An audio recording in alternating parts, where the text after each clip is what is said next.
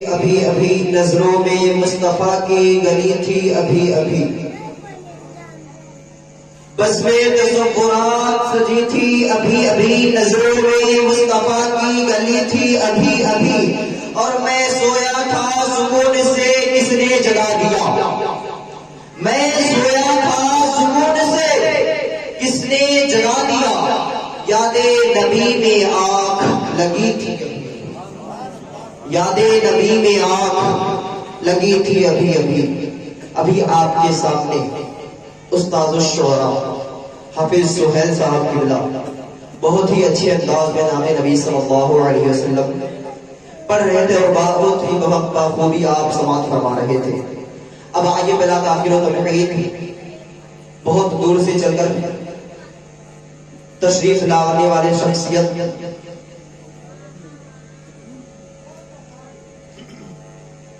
پیر طریقت رہبر راہ شریعت حضرت العلامہ حضرت علامہ مولانا سید غلام رسول سریا شریف سے تشریف لا چکے ہیں۔ میں ان کے حوالے سے چند اشعار کہنا چاہتا ہوں۔ بادشاہ بلاغت چلے آئیے، بادشاہ بلاغت چلے آئیے، تاجدار بلاغت چلے آئیے، بادشاہ بلاغت چلے آئیے، تاجدار بلاغت چلے آئیے، لے کے گلزار طیبہ کے گل کی مہک، لے کے گلزار طیبہ کے گل کی مہک، مشک بارے خطابت چلے آئیے، مشک بارے خطابت چلے آئیے۔ آئیے حضرت کا استقبال نعرہ تکبیر سے کر دیا جائے۔ نعرہ تکبیر، نعرہ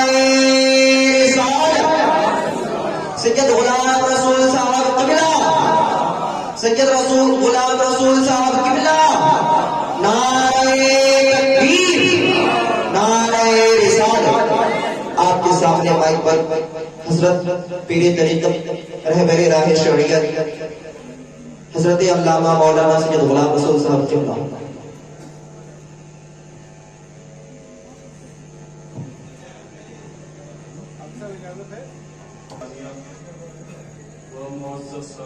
السلام علیکم ورحمۃ اللہ وبرکاتہ۔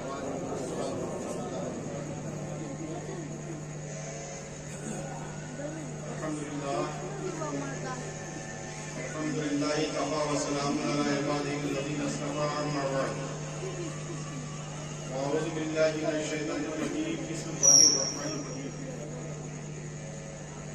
قد جاءکم من اللہ نور وکتاب مبین، صدق اللہ العظیم۔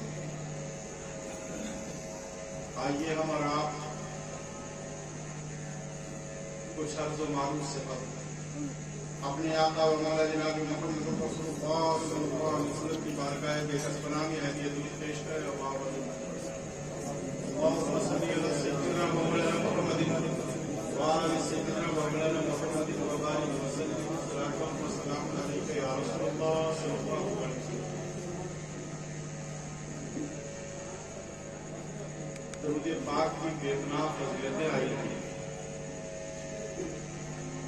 آیا ہے کہ ہم صلی اللہ علیہ صلاۃً واحدۃ صلی اللہ تعالی علیہ عشرہ، جو اللہ کے رسول صلی اللہ علیہ وسلم پر ایک مرتبہ درود پڑھتا، اللہ رب العزت اس پر 10 درجے دیتا۔ اور علماء بیان فرماتے ہیں، صوفیہ بیان فرماتے ہیں کہ نماز، روزہ، حج و زکوٰۃ یہ ایسی عبادت ہے کہ اگر دکھاوے کے غرض سے کی جائے تو ایسی عبادت کو روح پر مار دیا جاتا ہے۔ مگر بعض اولیاء بیان فرماتے ہیں کہ درود پاک اگر دکھاوے کے غرض سے بھی پڑھا جائے تو اللہ رب العزت اس کا اجر فرماتا ہے۔ لہذا درود پاک ہم لوگ درود نہیں پڑھتے، درود پڑھتے کیا کہ ہم لوگ کتنے لوگوں کو یاد نہیں کریں۔ ہم مسلمان اس معاملے میں بڑے کمزور ہیں۔ دیکھیں، ہم کہنے کے لیے جو ہے ہم لوگ صرف مسلمان ہیں، مگر ہم لوگوں کے اعمال، افعال، کردار ایسے نہیں ہیں کہ کوئی دیکھنے والا دیکھے تو کہے مسلمان ہے۔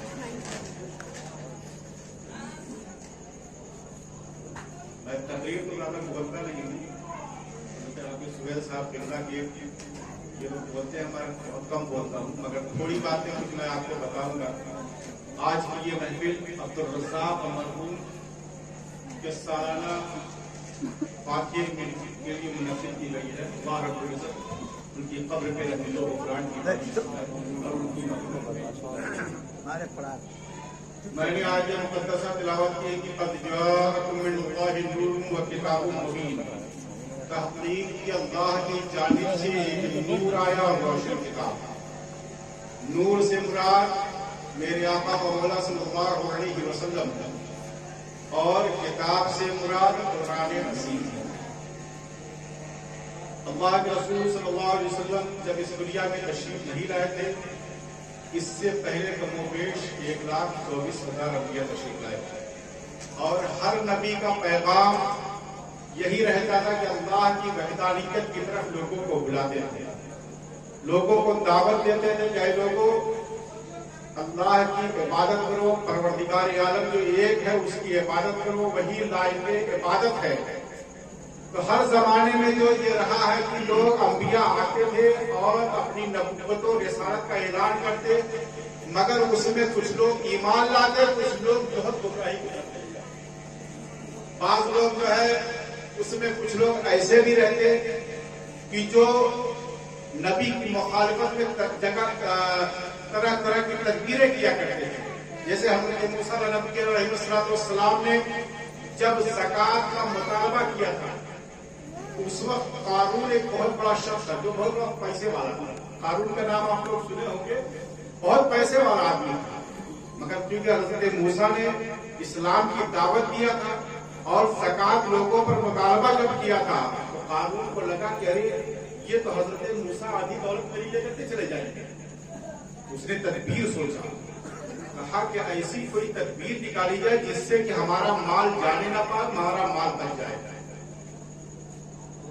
تو اس نے ایک عورت کو تیار کیا اور کہا کہ اے بہن، اس سے کام لینا تھا تو اس کو بہن بنا لے، ماں بنا لے، جو بھی کچھ کام لینا تھا۔ تو اس نے کہا کہ اے بہن، جب حضرت موسیٰ بھرے مجمع میں زکوٰۃ کا مطالبہ کریں گے تو اے بہن تم کھڑی ہو کر کے حضرت موسیٰ پر تہمت لگا دینا۔ اس نے کہا کوئی بات نہیں، اس نے پیسے کی لالچ دیا تھا حضرت موسیٰ، اس نے قارون نے۔ تو وہ جب حضرت موسیٰ بھری محفل میں آپ نے جو ہے جب زکوٰۃ کا مطالبہ کیا کہ لوگوں زکوٰۃ ادا کرو، تو قارون کھڑا ہوتا اور کھڑے ہونے کے بعد کہتا ہے کہ اے موسیٰ یہ عورت کچھ کہنا چاہتی ہے۔ تو حضرت موسیٰ نے کہا کہ کیا بہن کیا کہنا چاہتی ہو؟ تو وہ عورت جب کھڑی ہوئی تو حضرت موسیٰ کے روح و جلال کو دیکھ کر کے وہ گھبرا گئی، جو کہ حضرت موسیٰ کی پیشانی میں جو ہے نور نبوت تھا۔ جب اس نے دیکھا تو وہ گھبرا گئی، کہنے لگے اے موسیٰ میں کچھ نہیں کہہ رہی ہوں، یہ تو قارون اس کو بہکا کر کے لے گیا۔ حضرت موسیٰ سجدے میں گر پڑے۔ آج ہم لوگ ہوتے تو کیا کرتے ہیں؟ ہم لوگ یہ کرتے ہیں کہ بھائی فلاں کو مارنے کا ہمارے خلاف نہیں۔ سوچو حضرت موسیٰ نبی ہے، اللہ کے قریب ہے، اس وقت حضرت موسیٰ نے قارون کے لیے جو ہے قارون کا دفاع نہیں کیا، حضرت قارون کے بارے میں کچھ لوگوں سے کہا نہیں۔ حضرت موسیٰ اپنے پروردگار کی بارگاہ میں اپنے سر کو جھکاتے ہیں اور کہتے ہیں کہ پروردگار اگر آج تو میری عزت کو نہ بچاتا یہ قارون میرے عزت کو برباد کر دیتا۔ پتا کیا چلا کہ اگر کوئی چیز تمہارے حق میں ہو تو اس میں دوسرے ایک احسان نہیں، اللہ کا شکر ادا کرنا۔ ہم لوگ کیا کرتے ہیں؟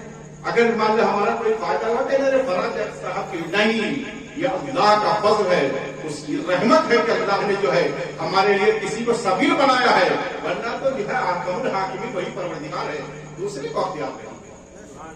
حضرت موسیٰ سجدے میں جاتے ہیں اور جانے کے بعد پروردگار سے گریہ وزاری کرتے کہتے پروردگار تیرا لاکھ شکر ہے کہ تو نے مجھے جو ہے ایک بہت بڑی جو ہے بے عزتی سے بچا لیا ہے۔ حضرت موسیٰ سے پروردگار کہتا ہے کہ اے موسیٰ مانگو، آج کیا مانگو، جو مانگو گے میں تمہاری خواہش کو پورا کروں گا۔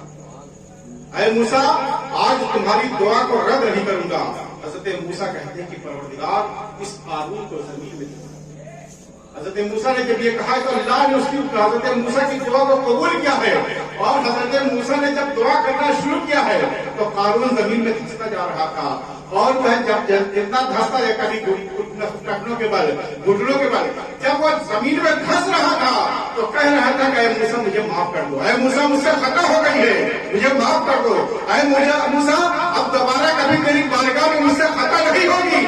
مگر حضرت موسیٰ سننے کے لیے تیار نہیں تھے، حضرت موسیٰ اتنے جلال میں تھے کہ حضرت موسیٰ نے سنا نہیں، اور جب وہ غرق ہو جاتا ہے زمین میں دھس جاتا ہے تو حضرت موسیٰ جب کوہ طور پر جاتے ہیں، حضرت موسیٰ سے پروردگار ارشاد فرماتا ہے اے موسیٰ تمہارا دل کتنا سخت ہو گیا تھا، اے موسیٰ وہ تمہاری بارگاہ میں بار بار گریہ وزاری کر رہا تھا اور تم نے اس کو معاف نہیں کیا، اے موسیٰ اگر وہ میری بارگاہ میں ایک مرتبہ رجوع کر لیتا تو میں اس کی خطا کو معاف کر دیتا۔ پتا کیا چلا، وہ تو حضرت موسیٰ ہے، ہمارے آقا نبی کی آخر الزمان صلی اللہ علیہ وسلم تمام نبیوں کے امام ہیں، اگر ان کی بارگاہ میں ہم صدق دل سے توبہ کریں گے، ان کی محبت اپنے دل میں بسائیں گے، دنیا بھی کامیاب ہوگی آخرت بھی۔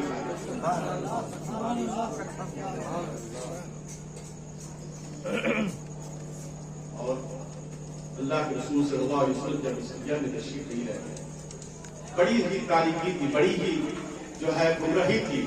اس زمانے کا دستور کیا تھا کہ جو ہے لوگ جو اس چیز کو جو ہے اگتا ہوا دیکھتے تھے اس چیز کو اپنا معبود مان لیا کرتے تھے۔ اس زمانے کا دستور یہ تھا کہ اگر سورج کو جو ہے اگتا ہوا دیکھتے تھے، نکلتا ہوا دیکھتے تھے، اس کو اپنا معبود مان لیتے تھے۔ جب دریاؤں کی روانی کو دیکھتے تھے اس کو اپنا معبود مان لیتے تھے۔ تیز ہواؤں کو چلتا دیکھتے تھے اس کو اپنا معبود مان لیتے تھے۔ لوگوں کا دستور یہ تھا کہ اپنے ہاتھ سے لوگ جو بتوں کو بناتے تھے اور لے کر کے لوگ جاتے تھے، جب سفر کے ارادے سے نکلتے تھے تو لوگ جاتے تھے اور ان بتوں کی پرستش کرتے تھے۔ 6-7 بعض روایتوں میں آیا ہے کہ جب لوگ سفر میں جاتے اور جانے کے بعد وہاں پر جب وہ لوگ رکتے تھے تو 6-7 پتھر کو جمع کرتے تھے، اس میں سے جو پتھر ان کو معبود بنانے لائق کا ملتا تھا اس کو بناتے تھے، اس کے بعد اس کی پرستش کرتے تھے، پوجا کرتے تھے۔ اس کے بعد جب وہاں سے ختم ہو جاتا تھا اس کے بعد سفر ختم ہونے کے بعد اس کو پھینک دیا کرتے تھے۔ یہ دستور رہا ہے زمانے کا، مگر اللہ کے رسول صلی اللہ علیہ وسلم جب اس دنیا میں تشریف نہیں لائے تھے تو جہاں خانہ کعبہ میں 360 بت رکھے ہوئے تھے، اور ان 360 بتوں کے خانہ کعبہ میں لوگ پوجا کرتے تھے۔ اور اللہ کے رسول صلی اللہ علیہ وسلم جب اس دنیا میں تشریف نہیں لائے تھے تو لوگوں کا عالم کیا تھا کہ لوگ جو ہے بچیوں کو زندہ دفن کر دیا کرتے تھے، بیوہ عورتوں کو جینے کا حق نہیں تھا۔ یہ اللہ کے رسول صلی اللہ علیہ وسلم نے حضرت خدیجہ الکبریٰ سے نکاح کر کے بیوہ عورتوں کو جینے کا سلیقہ عطا فرمایا ہے۔ اللہ کے رسول صلی اللہ علیہ وسلم جب اس دنیا میں تشریف لائے ہیں آپ نے انسان کو انسانیت کا حق عطا فرمایا ہے۔ اللہ کے رسول جب اس دنیا میں تشریف لائے ہیں لوگوں کے حقوق کس طریقے سے ہوتے ہیں اس طریقے سے اللہ کے رسول نے جو ہے لوگوں کے سامنے پیش کیا ہے۔ اللہ کے رسول نے جو ہے جب آپ نے جو ہے تجارت کر کے لوگوں کو یہ ذہن دیا ہے کہ لوگوں اگر تجارت کرو تو اپنے مالک کے ساتھ جو ہے امانت میں خیانت مت کیا کرو، اس کے ساتھ امانت داری کے ساتھ جو سلوک کیا کرو۔ اللہ کے رسول صلی اللہ علیہ وسلم جو ہے صرف آپ نے جو ہے صرف دین ہی کا کام نہیں کیا ہے، اللہ کے رسول نے جو ہے بتا کے خود آپ نے تجارت کر کے جو ہے بتایا ہے، آپ نے لوگوں کے ساتھ حسن سلوک کر کے بتایا ہے، لوگوں کے ساتھ آپ نے جو ہے صلہ رحمی کا جو ہے آپ نے جو سبق دیا ہے وہ ہم لوگوں کے لیے نشان راہ ہے۔ ہم لوگوں کو اس پر زندگی گزارنی چاہیے۔ اللہ کے رسول صلی اللہ علیہ وسلم جب جو ہے بچپن میں جو ہے اپنی بات جو ہے اپنے حضرت حلیمہ سعدیہ کے پاس گئے تھے، اس وقت جو ہے آپ بکریوں کو چرانے کے لیے جاتے تھے۔ آج لوگ کہتے ہیں اگر بکریوں کو چرانے کو لوگ بڑا معیوب سمجھتے ہیں، میں تو کہتا ہے کہ اللہ کے رسول صلی اللہ علیہ وسلم کی سنت ہے یہ بکریوں کو چرانا۔ مگر سوچیے تو صحیح، اللہ بعض لوگ کہتے ہیں کہ اللہ کے رسول کو نبوت 40 سال کی بات ملی تھی۔ ارے میں بتاؤں اللہ کے رسول کو بچپن کو بھی دیکھی ہے۔ حضرت عباس رضی اللہ تعالیٰ عنہ ارشاد فرماتے ہیں اے چچا جان اے یا رسول اللہ جب آپ 40 دن کے تھے، 40 دن کی عمر کی بچے کی کیا عمر ہوتی ہے، مگر اللہ کے رسول سے حضرت عباس جو آپ کے چچا ہے کہتے ہیں یا رسول اللہ جب آپ 40 دن کے تھے میں نے دیکھا ہے کہ آپ جب لیٹے رہتے تھے اور اپنی انگلی سے جب آپ اشارہ کرتے تھے، آپ اپنی انگلی کا جس طرح اشارہ کرتے تھے چاند گھر چھپ جایا کرتا تھا۔ اللہ کے رسول ارشاد فرماتے ہیں اے چچا عباس آپ اس چاند کی بات کر رہے ہیں، میں جب اپنی ماں حضرت آمنہ کی شکم مبارک میں تھا وہ جو اللہ محفوظ پر چلنے والے قلم کی میں جو ہے آہت کو سنا کرتا تھا، اور جو ہے جن کی تقدیر لکھی جاتی تھی ان کی صورت میرے سامنے. یہ اللہ کے رسول صلی اللہ علیہ وسلم کا معجزہ ہے. آپ کہتے ہیں کہ جو اللہ کے رسول 40 سال بعد نبوت ہوئی. ارے اللہ کے رسول تو جو ہے ارشاد فرما آیا ہے حدیث پاک میں، لیکن تو نبی جو وعد میں بین الروح والجسد، اور ایک جگہ ہے کہ تو نبی جو وعد میں بین الماء والطین، کہ میں اس وقت بھی نبی تھا جب حضرت آدم پانی اور مٹی کے درمیان تھے. ایک جگہ ہے کہ حضرت آدم میں اس وقت بھی نبی تھا جب حضرت آدم روح اور جسم کے درمیان تھے. تو آپ اس چیز کی بات کر رہے ہیں، آپ نبی کے بارے میں کہہ رہے ہیں. ارے اللہ نے تو سب سے پہلے میرے نبی کے نور کو بنایا ہے. آیا ہے وَكُلُّ الْخَلَائِقِ مِن نُورِهِ وَأَنَا مِن نُورِ اللَّهِ. اللہ کے رسول فرماتے ہیں کہ اللہ تعالیٰ نے سب سے پہلے میرے نور کو پیدا فرمایا، میرے نور سے تمام کائنات کے نور کو پیدا فرمایا. وَأَنَا مِن نُورِ اللَّهِ، اور میں اللہ کے نور سے ہوں. آپ نبی کی شان میں گستاخیاں کرتے ہیں. میں بتاؤں نبی کی شان میں گستاخی مت کرو، کیونکہ ایسی کوئی عبادت نہیں ہے اگر نبی کی شان میں گستاخی کرنے کے بعد بچا لے گی. میں بتاؤں اس دنیا میں اگر عبادت میں کوئی سب سے اہم عبادت ہے تو وہ نماز ہے، اہم العبادات ہے.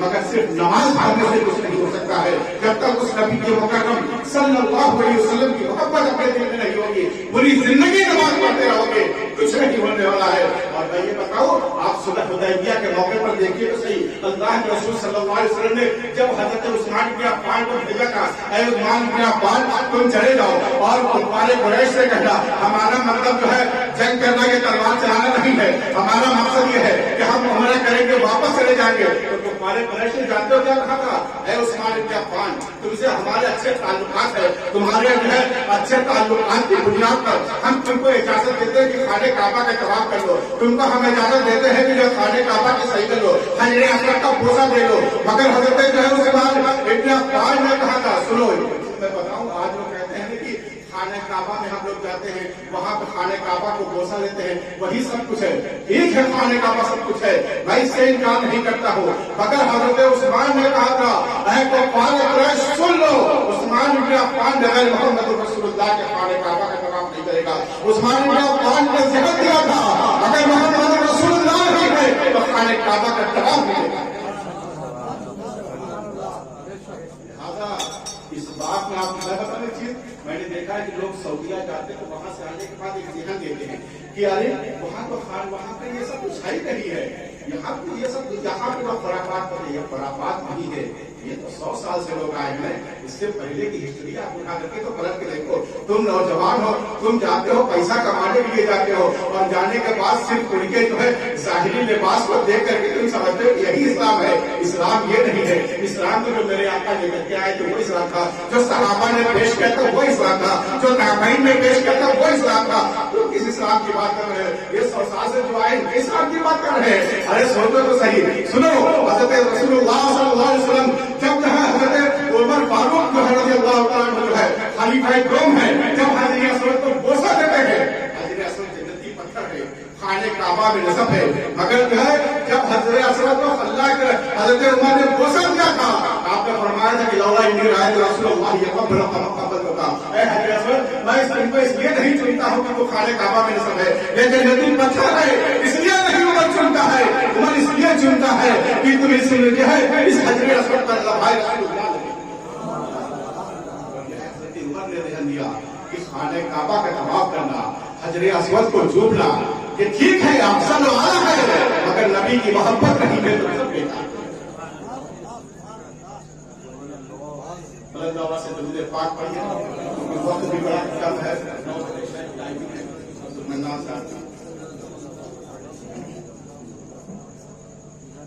تو اللہ کے رسول صلی اللہ علیہ وسلم جب پیدا ہوئے اور آپ جو والد بزرگوار کا پہلے ہی مثال ہی کرتا تھا، اس کے بعد آپ کے چچا جناب عبد الطالب نے آپ کی پرورش کی تھی، مگر اس زمانے میں بھی جو ہے जब देखिए मैं बताऊं, यहाँ पे जो लोग नबूवत के बारे में कहते हैं ना कि जो है नबूवत 40 साल बाद मिली, उनसे पूछिए कि आप तारीफ का मुताला कीजिए, आपने तारीफ को लगा पढ़ा नहीं है। आपको यहाँ बहुत सी तारीफ की किताबें हैं, पढ़ लीजिए। आप कितनी तारीफ की किताबें पढ़े होंगे? अरे 2-4 पढ़े होंगे। तारीफ की किताबें इतनी है कि शायद पूरी जिंदगी पढ़िएगा तो खत्म नहीं हो सकती है। मगर मैं बताऊं, अल्लाह के रसूल सल्लल्लाहु अलैहि वसल्लम को जब जनाब अबू तालिब लेकर के आप माले तिजारत के लिए आते हैं और आज जब मुल्क इस्लाम की तरफ आप पहुंचे हैं, तो वहां पर जो है आप सरकार द्वारा सल्लल्लाहु अलैहि वसल्लम एक दरख्त के नीचे बैठे हैं और बैठने के बाद वहां का जो राहिब था वो आया है और आने के बाद अबू तालिब से कहता है कि अबू तालिब ये बच्चा कौन है? अबू तालिब कहते हैं कि मेरा भतीजा मोहम्मद इब्न अब्दुल्लाह है। अबू तालिब से जो है उस राहिब ने कहा था, कह अबू तालिब ये कोई आम बच्चा नहीं है, क्योंकि इस दरख्त के नीचे वही बैठता है जो नबी होता है। और मैंने देखा है मेरी किताबों में जो लिखा हुआ है इस दरख्त के नीचे वो वही बैठेगा जो नबी होगा। और जो इस नबी ने बच्चे में जो खासियत मैंने देखी है वो नबी की आखिरी दवा की सारी खसूसियात इसमें पाई जाती है। अबू तालिब इनको जो है लेकर के तुम जो है आगे मत करना, क्योंकि यहूदी जो है इनके खानदान के दुश्मन हो जाएंगे। क्योंकि इस जमाने में और इसी जमाने में ही उस सबक से लेकर के आज तक अगर मुसलमानों को कोई दुश्मन रहा है तो सबसे बड़ी दुश्मन कौम यहूदी की कौम रही हुई है। उसने कहा अबू तालिब अगर आप इनको आगे लेकर के जाएंगे और यहूदी जब देखेंगे इनको कत्ल करने की कोशिश करेंगे, अल्लाह के रसूल सल्लल्लाहु अलैहि वसल्लम को लेकर के जनाब अबू तालिब वापस आ गए हैं और आप मक्का तशरीफ लेकर के आए हैं। उसके बाद अबू तालिब जो है जब मक्का में लेकर के सरकार को रहने लगे और आपने ये वाले नबूवत फरमाया है तो जान रहे हैं कुफार कुरैश अल्लाह के रसूल के मुखालिफ हो गए हैं।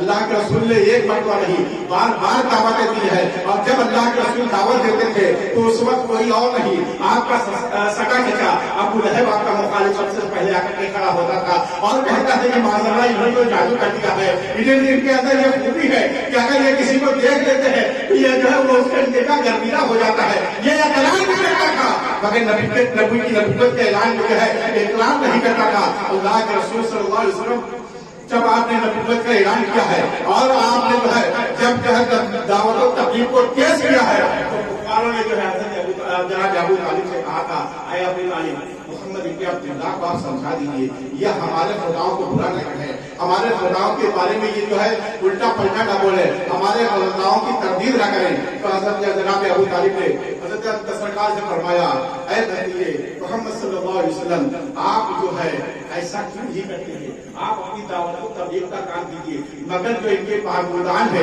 इनको आप बुरा न कहिए।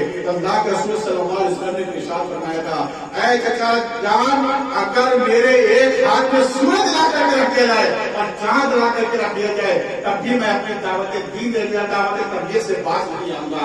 अल्लाह के रसूल सल्लल्लाहु अलैहि वसल्लम ने ये ज़हन दिया था कि जो है मैं जिस काम के लिए अल्लाह ने मुझको भेजा है इस काम को मैं मुकम्मल किए बगैर इस दुनिया से नहीं आगे जाऊंगा। क्योंकि आयत करीमा इसी बात को नाज़िल हुई, अल-यौमा अकमलतु लकुम दीनकुम व अतममतु अलैकुम निअमती व रज़ीतु इस्लामकुम दीना। जो है जब तक ये आयत करीमा इस बात की तरफ है कि जब दीन मुकम्मल होगा उससे पहले ये दावत तबलीग बंद नहीं हो सकती है। लिहाजा अल्लाह के रसूल सल्लल्लाहु अलैहि वसल्लम जब जो है सहाबा इरशाद फरमाते हैं कि अल्लाह के रसूल सल्लल्लाहु अलैहि वसल्लम मस्जिद नबवी में तशरीफ फरमा है और हज़रत जाबिर इब्न समुरा इरशाद फरमाते हैं कि मैंने देखा कि 14वीं का चांद निकला हुआ है। अल्लाह के रसूल सल्लल्लाहु अलैहि वसल्लम सुर्ख रंग का जो है जुब्बा जेब फरमाए हुए हैं। हज़रत जाबिर इब्न समुरा फरमाते हैं कि मैंने जो है आसमान के चांद तक देखा और नबी के मोहतरम सल्लल्लाहु अलैहि वसल्लम के रुखे ज़ेबा को देखा। मैंने देखा कि आसमान के चांद में जो धब्बा है नबी के मोहतरम सल्लल्लाहु अलैहि वसल्लम के चांद में जो है चेहरे मुबारक में कोई धब्बा नहीं है। आपके सामने 14वीं का चांद भी पेश किया करता था। और बहुत से शायरों ने इस बारे में बहुत से अशार भी पढ़े हैं, क्योंकि अब सब मुझको शेर नहीं याद रहता है, मेरे पास शेर याद नहीं रख पाता, ये मेरी बहुत बड़ी कमी है। मगर अल्लाह के रसूल सल्लल्लाहु अलैहि वसल्लम जो तबलीग दीन लेकर के आए थे, मेरा कहने का मकसद ये है कि हम लोग उस चीज पर अमल करें। देखिए आप लोग कमाना खाना जो दुनिया का जो दस्तूर है ये तो करना ही है, क्योंकि अगर नहीं कमाएंगे तो बाल बच्चों की परवरिश कैसी होगी, वो भी जरूरी है। मगर उसके साथ आप अपनी जिंदगी को शरीयत के दायरे में गुजारिए।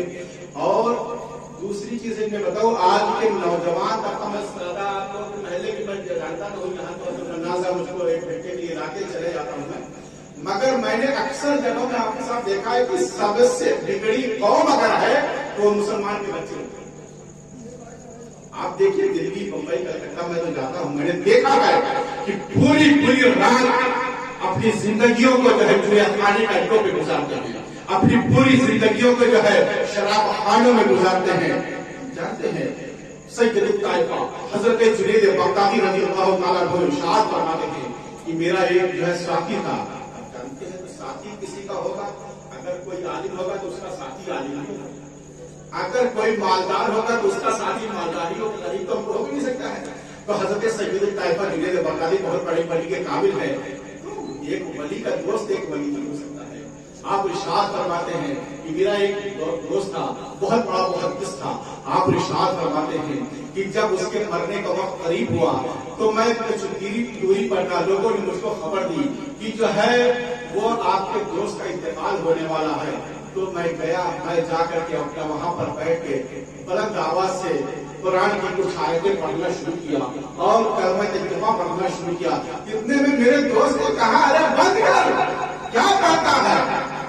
हज़रत सैयद ताइफा जुनैद बगदादी फरमाते हैं कि मुझको शॉक लगा, अरे इतना बड़ा मुहद्दिस होकर के और कुरान की आयत के बारे में ऐसा कह रहा है। उसके बाद आप कहते हैं कि मैं उठा और वहां से चला गया।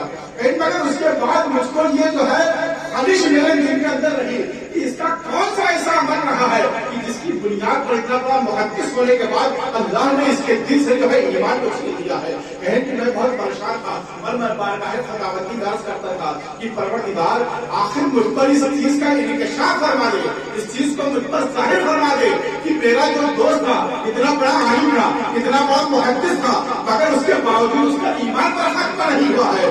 हज़रत जुनैद बगदादी फरमाते हैं, एक दिन मैं रात में मैंने सोया था, मैंने देखा कि मेरा दोस्त जो है बहुत ही अज़ाब में मुब्तला है और उसने मुझको देखा तो रोने लगा। मैंने कहा कि ये बता, तूने कौन सा ऐसा अमल किया था कि जिसकी बुनियाद पर अल्लाह ने तेरी जिंदगी की पूरी जिंदगी की इबादत को बर्बाद कर दिया है? वो कहता है कि ऐ जुनैद सुनो, मैं बहुत बड़ा मुहद्दिस भी था, मैं बहुत बड़ा आलिम भी था, मगर मुझको एक पेट की बीमारी हो गई। मैं उस जमाने के यहूदी तबीब के पास गया और मैंने उससे कहा कि मेरा इलाज कर दो। तो उसने इलाज में मुझको एक चीज बताया था जिसको मैं किसी के सामने कभी जाहिर नहीं किया। कहा वो क्या चीज थी? हज़रत जुनैद बगदादी फरमाते वो कौन सी चीज थी? कहा कि जब मैं उस तबीब के पास गया था, उस यहूदी तबीब ने मुझसे कहा था कि रोजाना तुम एक कटोरा शराब तुम पी लिया करो, तुम्हारी बीमारी ठीक हो जाएगी और इस बीमारी से कभी तुम परेशान नहीं होगे। लिहाजा मेरा मामूल था कि जब से उसने बताया था मैं उस पर अमल पैदा रहा और मैंने पूरी जिंदगी जो है उस शराब को मैं पीता रहा हूँ। उसका जो अल्लाह ने मुझको अजर अता किया कि मेरी जिंदगी की इबादत को लिया, मेरा ईमान बढ़ता है। आज मुसलमानों के बच्चों को देखिए ना कितना शराबी मिलेंगे। लिहाजा बचिए। आया है कि कुल्लु मौलूदिन यूलद वला फितर व अबवाहु युहविदानिही और युनस्सरानिही और युमज्जिसानिही। हर बच्चा फितरत इस्लामी पर पैदा होता है, उसके माँ बाप उसको यहूदी, नसरानी, मजूसी जो चाहे बना दे। लिहाजा अपनी औलाद तो मुसलमान पैदा होती है, उसकी तरबियत आप कीजिए। औलाद का पैदा कर देना कमाल नहीं है, उसकी अच्छी तरबियत करना ये कमाल है। लिहाजा अगर आपने अपनी औलाद की अच्छी तरबियत की है तो दुनिया आपको जो है कभी कभी औलाद की वजह से बाप पहचाना जाता है। लिहाजा आप अपनी औलाद को ऐसा बनाइए कि लोग देखने वाले देखें तो कहें कि फला का बेटा जा रहा है, फला की औलाद जा रही है। ऐसा काम न कीजिए कह रहे ये फला का बेटा नाकारा बेटा है। अपनी जिंदगी को गुजारिए, शरीयत के दायरे में गुजारिए, दुनिया भी कामयाब होगी, आखिरत भी कामयाब होगी। मैं बताऊं और एक चीज और मैं बताऊं, देखिए एक चीज है कि लोग पढ़ लिख लेते हैं, इंग्लिश में तब काफी ज्यादा बात करते हैं, तो थोड़ा सा इंग्लिश पढ़े हुए रहते हैं तो वो जाने वो समझते हैं सबसे बड़ी जमाने के काबिल बनी है। ठीक है, जमाने के बाद से आप आए मगर इनमें दीन भी हासिल कीजिए। طلبولیل میں فریضت ادا کیجیے مسلم اور مسلمہ کہ ہر مسلمان کے لیے یہ اتنا علم جاننا ضروری ہے کہ کم سے کم اتنا تو جانے کی کیا اللہ نے حلال کیا ہے کیا حرام ہے، اس چیز پر اس کو عبور حاصل ہونا چاہیے. تو لہٰذا اس طریقے سے زندگی گزاریے. اور اس زمانے میں دیکھیے، اس لیے میں بتاؤں حضرت حافظ صاحب کو جگہوں پہ میں جاتا ہوں، میں سنتا کہ لوگ کہتے ہیں پیر صاحب کو مرید ہوئی کریں، میں کہتا ہوں کہ بھائی آپ مرید ہوئیے، یہ نہیں کہ مجھ سے ہوئیے. ارے بھائی آپ پہلے دیکھیے، میں اس چیز میں بہت صاف کہتا ہوں، مرید ہونے سے پہلے پیر صاحب کو دیکھ لیا کیجیے، ٹٹول لیا کیجیے. ایسا نہیں کہ دیکھا کہ مجمع لگا ہوا بیٹھ ہوئی، ایسا نہیں کیجیے، یہ نہیں ہونا چاہیے. آپ پیر کی پہلے پوری تحقیقات کیجیے، اس کے بعد پھر مرید ہوئیے. اور میں بتاؤں حضرت عبد الرحمن جامی رضی اللہ تعالیٰ کو بہت بڑے عالم ہے، محدث ہے اور بہت عاشق رسول ہیں. ایسا عاشق رسول جس کے بارے میں علماء سے سنیے، یہ لوگ بتائیں گے اور بہت سے لوگ جانتے بھی ہیں. جس حضرت عبد الرحمن جامی نے جو اشعار لکھے تھے اللہ کے رسول کی بارگاہ میں لے کر کے جانا چاہتے تھے، پڑھنا چاہتے تھے، مگر اللہ کے رسول نے کبھی بھی ان کو اپنی بارگاہ میں اس شعر پڑھنے کی اجازت نہیں دی تھی، کیونکہ اللہ کے رسول فرماتے ہیں کہ اگر یہ میری بارگاہ میں آ جائے اور انہوں نے میرے جو ہے اشعار کو پڑھا، مجھے کو دستے مبارک باہر نکالنا پڑے گا. مگر ایسا عاشق رسول جب حضرت عبد الرحمن روضہ رسول پر جاتے تھے، سلام اور واپسی کرتے تھے، تو قبر انور سے آواز آتی تھی، وعلیکم السلام و سلامت روی و خوش و باز آئی. یہ جو ہے سرکار دو عالم صلی اللہ علیہ وسلم کے روضہ مبارک سے آواز آتی تھی. حضرت عبد الرحمن جامی جب آپ کا جو ہے آخری سفر رہا حج کا اور روضہ رسول پہ حاضری آپ نے دیا ہے، تو آپ نے جب سلام کیا ہے اور سلام کرنے کے بعد جب چلنے لگے تو آواز آئی، وعلیکم السلام و سلامت روی کا لفظ آیا ہے. حضرت عبد الرحمن جامی رونے لگے، بے چین لوگ بے قرار ہو جاتے ہیں. آپ کے ساتھیوں نے کہا کہ عبد الرحمن کیوں ہو رہے ہو، کیوں پریشان کیوں ہو؟ ارے اللہ کے رسول صلی اللہ علیہ وسلم کے جو ہے روضہ گھر سے آواز آ گئی ہے، اس کے باوجود بھی تم رہ رہے ہو. انہوں نے کہا کہ تم نے سنا نہیں، اللہ کے رسول نے فرمایا ہے کہ بس سلامت روی. اس سے پہلے اللہ کے رسول فرماتے تھے کہ بس سلامت روی و باسلامت باز آئی نشان فرماتے تھے. اس سے مراد یہ ہے کہ یہ قبر رسول کا آخری دیدار ہے، اب ان آنکھوں کو کبھی دیدار نہیں ہوگا. لہٰذا اس لیے میں رو رہا ہوں کہ اب ان آنکھوں کو کبھی دوبارہ دیدار نہیں ہوگا. وہ حضرت عبد الرحمن جامی ایسا عاشق رسول، مگر اس کو بھی کی ضرورت پڑی تھی. سلسلے نقشبندیہ میں حضرت عبید اللہ احرار کے ہاتھوں پر انہوں نے توبہ کی تھی. میں بتاؤں حضرت عبد الرحمن جامی آپ کا معمول یہ تھا کہ آپ اکثر روزہ رہا کرتے تھے، مہینوں روزہ رہتے تھے. ایک دن کے بعد حضرت عبد الرحمن جامی آپ جب گئے ہیں اور جانے کے بعد ایک مہینہ روزے رکھنے کے بعد آپ ایک ہوٹل میں جاتے ہیں اور جانے کے بعد ہوٹل کے مالک سے کہا کہ اس کو کھانا دو. اس نے کہا کہ عبد الرحمن جامی پہلے کھانے کا پیسہ جمع کریں. یہ پہلا اتفاق میں نے دیکھا کچھ جہاں کے بارے میں پڑھا کہ پہلے پیسہ کھانے سے پہلے پیسہ جمع کروا لیتے ہیں. حضرت عبد الرحمن جامی نے جمع کر دیا، مگر اس کے باوجود بھی ان کو کھانا نہیں ملا، سب کو وہ دیتا رہا. ہوٹل کا مالک حضرت عبد الرحمن جامی کو بڑا غصہ آیا اور انہوں نے کہا عجیب آدمی ہے. اور کچھ گئے اس کے پاس جو وہاں کا جو نوکر تھا، اس سے کہا کہ بتاؤ تم کیسے آدمی ہے کہ میں نے جو ہے تم کو پہلے پیسہ دے دیا، اب میں 1 مہینے سے روزہ ہوں اور تم نے مجھ کو کھانا نہیں دیا. تو اس ہوٹل کے مالک کا جواب سنا. اس نے کہا کہ عبد الرحمن جامی تم نے روزہ رکھے کہ مجھ پر احسان کیا؟ تم نے مجھ پر روزہ رکھے احسان نہیں کیا، بلکہ تمہارا نفس موٹا ہو گیا ہے. جب اس نے کہا کہ نفس موٹا ہو گیا تو حضرت عبد الرحمن جامی چونک جاتے ہیں، کہتے ہیں کہ بتائیے ایک ہوٹل میں نوکری کرنے والا یہ مجھ جیسے عالم پر نصیحت کر رہا ہے کہ میرا دل موٹا ہو گیا ہے. حضرت عبد الرحمن جامی مگر سمجھ گئے یہ لگتا ہے کہ کوئی اللہ کا برگزیدہ بنتا ہے. انہوں نے کہا کہ اچھا بتاؤ تو یہ نفس دبلا کہاں ہوگا؟ تو اس نے کہا کہ چلے جاؤ سمرقند میں حضرت عبید اللہ احرار کے پاس، وہی تمہارا جو ہے نفس دبلا کریں گے. حضرت عبید اللہ احرار سلسلہ نقشبندیہ کے بہت پائے کے بزرگ ہے اور جو ہے سلسلہ نقشبندیہ میں یہ مثال ملتی ہے. حضرت عبید اللہ احرار کے جو ہے گھوڑے جو ہے سونے کے کوٹے میں پائے جاتے تھے، اتنے دولتمند آدمی. حضرت عبید اللہ احرار آدمی کوئی غریب آدمی نہیں تھے. آپ کے جب گھوڑا ہوتا تھا اس کو سونے کے کوٹے میں پایا جاتا تھا. حضرت عبد الرحمن جامی نے بوریا بستر اٹھایا اور چل پڑے. جب جانے لگے راستے میں گئے ہیں تو جب راستے میں بھی پہنچے ہی تھے تو حضرت صاحب کشف و کرامت حضرت عبید اللہ احرار کو پتہ کر گیا کہ عبد الرحمان جامی آ کر رہے ہیں. آپ نے اپنے خاطر کو کہا کہ عبد الرحمان جامی آ رہے ہیں, ان کی ضیافت کرو, ان کی خاطرداری کرو اور ان کو کھانا کھلاؤ, مگر کھانا سونے کے برتن میں دینا. بھائی سونا تو مرد کے لیے حرام ہے, سونا اور ریشم یہ چیز مرد کے لیے حرام ہے. مگر حضرت عبد الرحمان جامی جب وہاں پہنچے تو خادم آیا بیٹھا ہوا اور ان کو جو ہے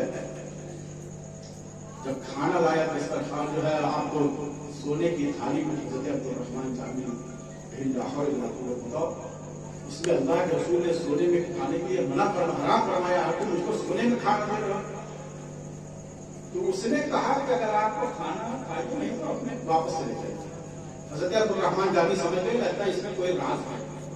حضرت عبد الرحمان جامی نے جو ہے اس کھانے کو پتھر پر ہاتھ سے نکال کے رکھا ہے اور رکھنے کے بعد پہلا لقمہ جب جو ہے ڈالا ہے تو صاحب کشف و کرامت حضرت عبید اللہ احرار کا یہ فیضان ہوا, ایک ہی لقمہ ڈالنے کے بعد آپ کا قلب روشن ہو جاتا ہے.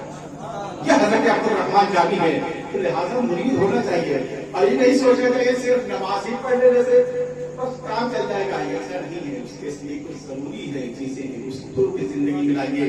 میں بتاؤں اللہ کے رسول صلی اللہ علیہ وسلم بس ایک بات کیونکہ میرے خیال سے وقت کافی ہو گیا شاید, بس ایک آخری بات میں بتا دوں آپ کو, بس میں کہ اللہ کے رسول صلی اللہ علیہ وسلم صحابہ کے درمیان بیٹھے ہوئے ہیں.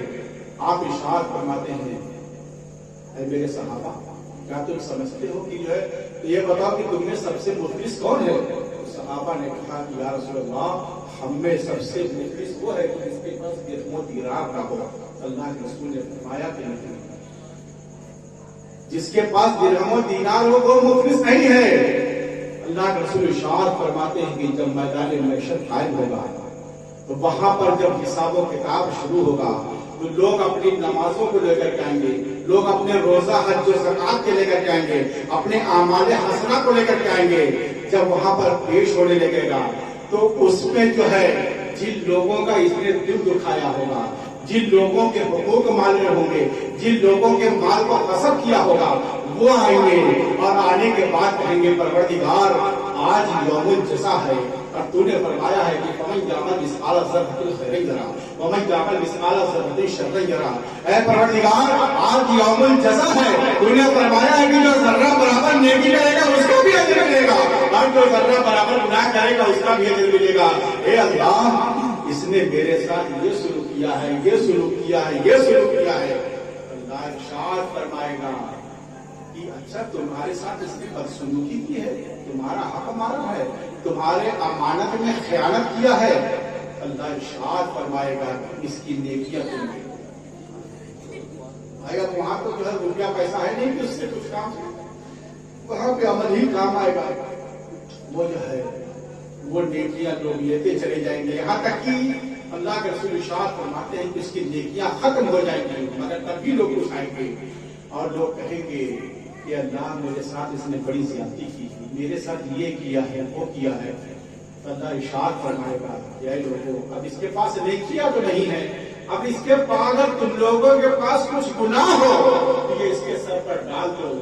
تو سوچو اس بات پہ خبر مت کیجیے کہ نماز روزہ, اس کے ساتھ لوگوں کے ساتھ حسن سلوک کیجیے اور حقوق العباد جس کو کہا جاتا ہے اس پہ زندگی گزاریے, ورنہ میدان محشر میں بھی فخر ہو جائے گی. بس اسی بات پر میں اپنی بات ختم کرنا چاہتا ہوں کہ اللہ کے رسول صلی اللہ علیہ وسلم جب 12 ربیع الاول کے دن حضرت آمنہ کے گھر میں تشریف لائے, جس وقت آپ تشریف لانے والے تھے آپ کی تشریف آوری سے پہلے جو ہے بہت سی عورتیں آپ حضرت آمنہ فرماتی کہ میرے گھر میں داخل ہوئی. میں نے دیکھا ان کو, میں نے کہا کہ تم لوگ کون ہو؟ کہنے لگے کہ میں مریم ہوں, میں آسیہ ہوں, میں حوا ہوں. تو کہا کہ کیوں آئی ہو؟ کہا کہ نبی کے آخر زمان صلی اللہ علیہ وسلم کی تشریف آوری ہے, لہذا ہم لوگ اس کے استقبال کے لیے آئے ہیں. اللہ کے رسول صلی اللہ علیہ وسلم جب اس دنیا میں تشریف لائے ہیں تو آنے کے بعد آپ نے اپنے سر کو سب سے پہلے سجدے میں رکھا ہے اور رکھنے کے بعد آپ نے فرمایا کہتے کیا ہے کہ رب حبلی امتی، اے اللہ میری امت کو بخش دے۔ سوچو تو صحیح کہ میرا نبی ہم لوگوں کے لیے کتنا فکر مند رہا ہے کہ جب پیدا ہوتے ہی دیے اپنی امت کے لیے دعائیں کیا ہے کہ اللہ میری امت کو بخش دے۔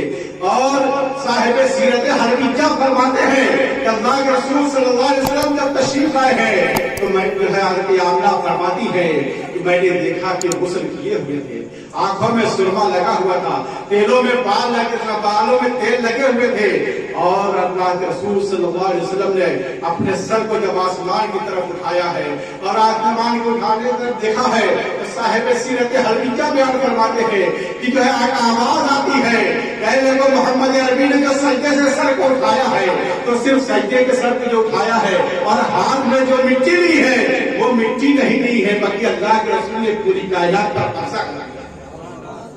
لہذا جب اللہ کے رسول صلی اللہ علیہ وسلم جب اس دنیا میں تشریف لائے ہیں تو ملائکہ نے جناب کا استقبال کیا ہے، خانہ کعبہ اللہ کے رسول کے گھر کی جانب جھکا ہوا تھا، استقبال کیا ہے۔ آئیے ہم بھی اور آپ مل کر کے اس نبی اکرم صلی اللہ علیہ وسلم کی بارگاہ